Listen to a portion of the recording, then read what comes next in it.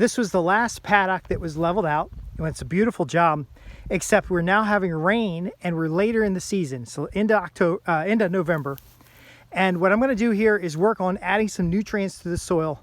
It's a little too late to be throwing cover crops out, but we're at least going to get the soil covered with straw. So in this particular Earthworks, by the way, I'm Justin Hitt with Prosperity Homestead. In this particular Earthworks, we're creating a level area. So you can see how we're terracing the hill here to give us a level growing space. And the bottom has been raised up, and not a whole lot, but it's been raised up on contour to provide us a level, wide growing terrace. Now, as we talked about in the other videos, a terrace like this is a little bit easier to maintain with the BCS tractor that we have, but it's an evolution of the previous permanent raised beds that we had before. So what I'm going to focus on today is getting straw out. But before I put the straw out, we have all the ash and coals from the, there's a big oven thing that heats up the greenhouse. It's a wood burning thing that heats the greenhouse. So I'm taking all the ash and I'm going to throw it on all the areas. So what's our motto here? You take all the nutrients you've got and put it over all the square footage you've got. Whether this was compost, whether this is ash, whether this is animal manures, this particular bed will receive over the winter as much of that material as possible. In fact, we're going to dump the bedding from cleaning out the rabbits, chicken waste, everything we can, we're going to dump on this area here.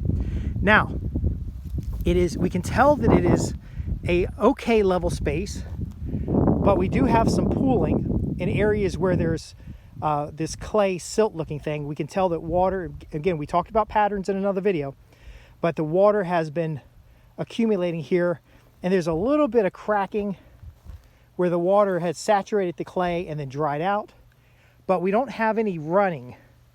Now, this may not be hard enough for me to drive the ride and mower across it. It's definitely not saturated. So you want to wait till you have ground that is a little bit dry, but we can see these areas. So these areas that are low, where water settled, I'm going to throw dirt into with a rake, or I'll use a hoe and get the soil in there. Areas that have these little difficult, uncomfortable mounds, I'll take that soil and throw it uphill. Whenever you're building terraces, you want, when possible, to send your soil uphill. So we got another area here that can use some soil spread out. But overall, this is pretty firm, but we don't want to run any heavy equipment on it. Otherwise, it'll get more compacted. So I want to show you something in the view right here. You'll notice the tracks on contour that have compounded or impounded or compacted this outside edge. So this terrace has been compacted and it has been packed down, but we have an area where water has settled that's a little close to that outside edge. So before I sling that compost uphill, I'll probably build a little berm on the edge here and just kind of pack it down so that if we do get a big rain, it's not going to fill up some of these areas here too much. Now you can see over here in this particular site, what I'm talking about, that little crescent berm has held back that water and allowing the water to soak and spread. We want that soaking and spreading among the whole area here. Now there are better ways of doing this. I could, because it's wider now, I could bring a tractor in here and drag it. Now the tractor would have to turn around, so we didn't bother to bring a tractor right here. I got a little lawnmower. But when this bed and the other bed is finished off, they could actually be dragged with the tractor, or I could use the BCS. If the ground was drier, the BCS could be used to spread the soil out a little bit more. I could also drag by hand kind of like a fence grate or some kind of harrow in order to just spread the soil. But what we're looking for is as level soil as possible. Any excess soil would be thrown upslope so that we can build that mound up that's right there, get that beautiful mound in place. And then you put down the season appropriate cover crop. Now that it's colder, the only thing that's probably going to grow in here is clover. So we're going to get the ground covered with our straw, possibly throw in some clover, but we'll add to this particular bed area our nutrients and get those nutrients in place so that this will be ready to go in spring. Come spring, we'll come through here and till it up like we did the other areas. And again, we're using for these areas, we're using a deep tillage, as deep as the tiller will go, but the ground's very hard, so it doesn't really go that deep. But we're tilling it up and getting cover crop on it. This particular bed that I'm standing on is probably not going to be planted out in spring, and you can even see the differences between cover crops and their ability to get planted. So down there, the cover crops are more established. Up here, the cover crops are just coming along.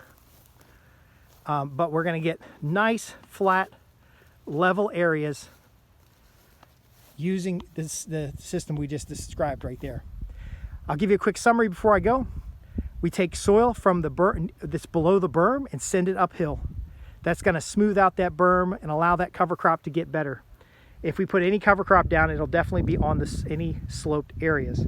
For our level areas, we're going to add our nutrients or amendments, which are all from on site. We don't buy in fertilizer. The only thing we buy in is lime, because we have this red Virginia clay and we need that lime to sweeten up that soil. I'm going to put this ash and charcoal down. Then I'll come back with different kinds of manures, which I'm probably not going to videotape because there's a lot of work ahead of me. And then I will make sure the area is all raked out and nice and smooth, or as smooth as we can get it by hand, because I know that in the spring or when the ground dries up, we'll come through and give it a good till and rake it out again. The key thing that I'm going to be looking for is the patterns of water on the soil and how they interact with slope or different connections. So like right here, when that rakes out, I probably need a little berm there because we don't want water coming down into this pathway. And at the end, I'm going to cover it all with straw. And if I'm not too worn out, I might do a closing video. That's why you want to like and subscribe. I'm Justin Hitt from Prosperity Homestead. You could ask your questions at www.prosperityhomestead.org. Go to the contact page, contact me with your questions, or you can ask your questions below and I'll do my best to answer them here or provide you another video, because your comments, questions, and concerns are the foundation of the content that we're providing here to help you have a more sustainable and long-term beneficial homestead, basically getting the most from land while managing it in an ecologically sound way. Minimal fossil fuel inputs, maximum outputs. Again, I'm Justin Hitt with Prosperity Homestead, and I'll see you in the next video.